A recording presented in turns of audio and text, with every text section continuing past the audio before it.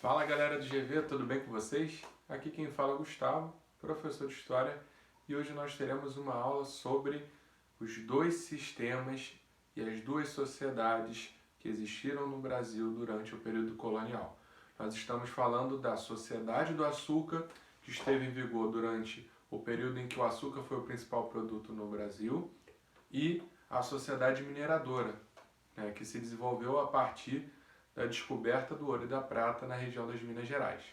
Bom, para a gente começar, a nossa conversa, nós devemos entender como que acontecem esses encaixes. Bom, a Sociedade do Açúcar ela começa a se desenvolver durante o período da implementação das capitanias hereditárias no Brasil. Esse sistema de capitanias hereditárias é um sistema de fragmentação do território brasileiro em lotes, onde cada um desses lotes teria um dono. Só que esse dono ele só poderia investir na terra no sentido de plantar coisas, no sentido de explorar aquela terra sem extrair as riquezas naturais da terra. Porque as riquezas naturais da terra, dentro do trato que esse indivíduo tinha com a coroa portuguesa, não deveriam ser extraídas pelo donatário. Esse mesmo donatário, com o direito da posse da terra, ele seria responsável por povoar aquele território que é a responsabilidade dele, assim como também proteger essas terras das invasões estrangeiras, fazendo cada vez mais com que essa capitania gere lucros e dentro desses lucros sempre repassando os impostos para a coroa portuguesa. É também de direito dele passar esse lote de terra para o seu herdeiro, ou seja, filho, sobrinho, dependendo da linha de parentes que ele tem ali como herdeiros.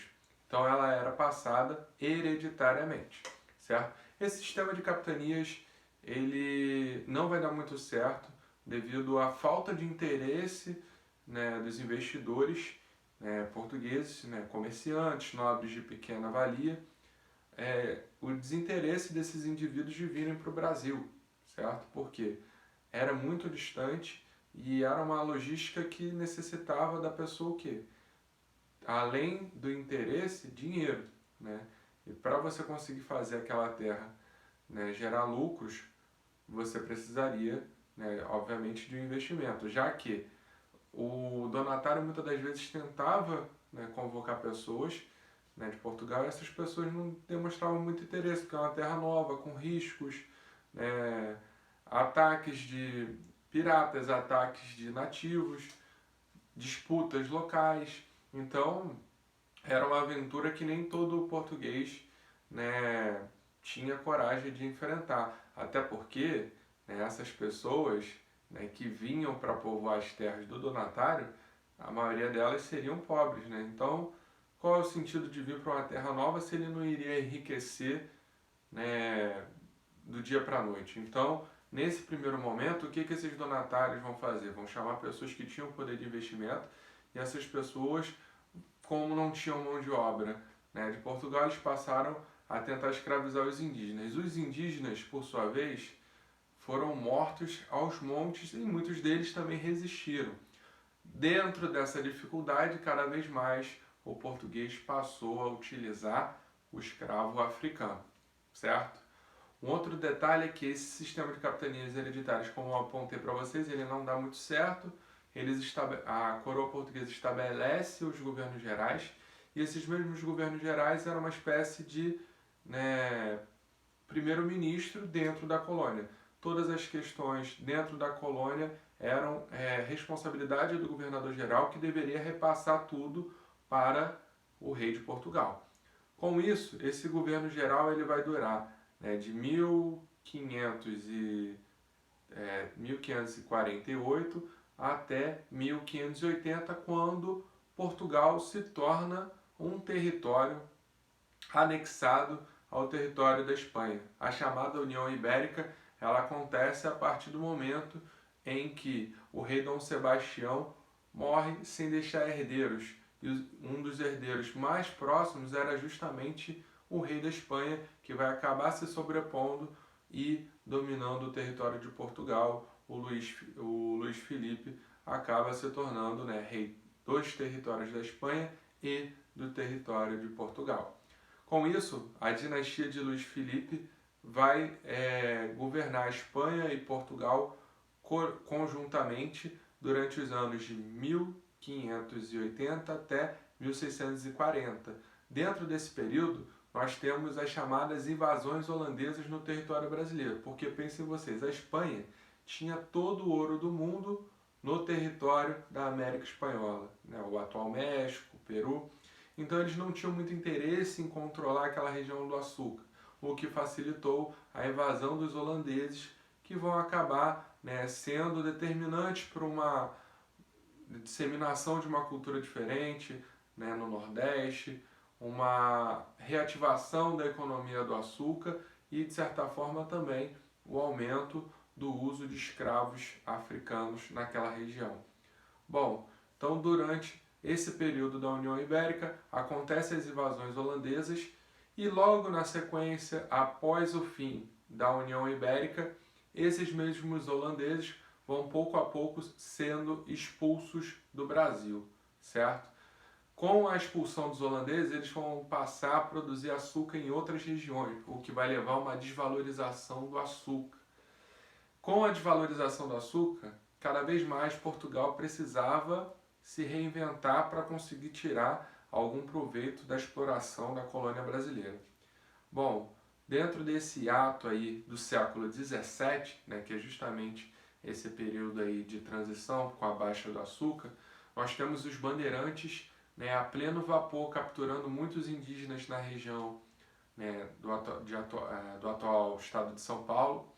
E dentro disso, os bandeirantes também cada vez mais iam expandindo as suas rotas em busca também do ouro e da prata, já que naquela região eles não conseguiam cultivar açúcar em abundância e as atividades de agricultura de subsistência não davam a eles o capital, né, um capital significativo para eles conseguirem comprar os produtos manufaturados que vinham de Portugal. O detalhe é que todo colono, toda pessoa que habitava aqui na colônia, ela era proibida por Portugal de criar manufaturas, o que levava a essas pessoas a terem poucos recursos em termos de atividade econômica. Eles, né, desenvolviam, né, a agricultura, a pecuária, um comércio, né, local, mas eles não conseguiam, né, fabricar, né, diferentes utensílios, diferentes produtos, porque tudo deveria ser comprado de Portugal dentro desse pacto colonial. Então os bandeirantes eles vinham tentando buscar o ouro e a prata e por volta ali do século, né, por volta do final do século 17 e começo do século 18, os bandeirantes encontram o ouro na região das Minas Gerais e aquilo vai levar a uma verdadeira, né, mudança em termos de número de população na colônia. Porque antes, só que boa parte da população, né, durante a sociedade açucareira era uma população composta por escravos, certo? Esses escravos, obviamente, eles não tinham mobilidade, eles continuavam naquelas condições a vida toda, a não ser que eles fugissem, né, através da luta, através dos quilombos. E acima deles, né, estavam, né, poucos, né, trabalhadores livres que viviam de outras atividades agrícolas e pecuárias, né, além do açúcar, e acima, né, no topo dessa cadeia nós temos, né, os senhores de engenho, né, juntamente com as suas famílias. Então era uma sociedade hierarquizada com uma base muito extensa de pessoas que eram escravizadas. Com a descoberta do ouro e da prata, né, essa população que de certa forma era pequena, né, ela vai sofrer um crescimento muito grande em termos populacionais, em termos demográficos. Muita gente vai se lançar na aventura, né, de vir para a colônia, já que agora existia a possibilidade dessas pessoas enriquecerem. Então muitos portugueses pobres, muitas pessoas até de outros locais da Europa vão correr para o Brasil em busca desse ouro e dessa prata. Bom, essa galera que chega na região das Minas Gerais vai disputar áreas com os bandeirantes. Isso vai gerar conflitos assunto que a gente pode desenrolar melhor nos próximos capítulos. E além, né, de desenvolver um aumento populacional, intensificar os conflitos na região, nós temos a concentração da população na região sudeste.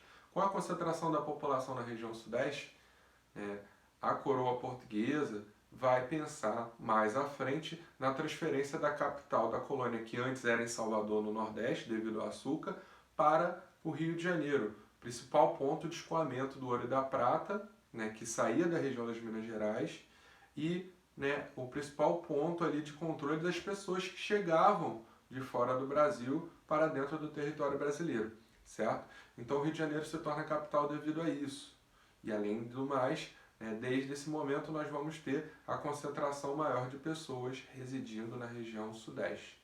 Outro detalhe é que com mais pessoas na região sudeste, nós temos um aumento na dinâmica do comércio naquela região, assim como a intensificação, né, e a diversificação da cultura, né? Vão surgir vários artistas durante o período da mineração, assim como também vão surgir várias atividades ligadas ao contexto da região das Minas Gerais. Bom, espero que vocês tenham entendido, né, a aula de hoje.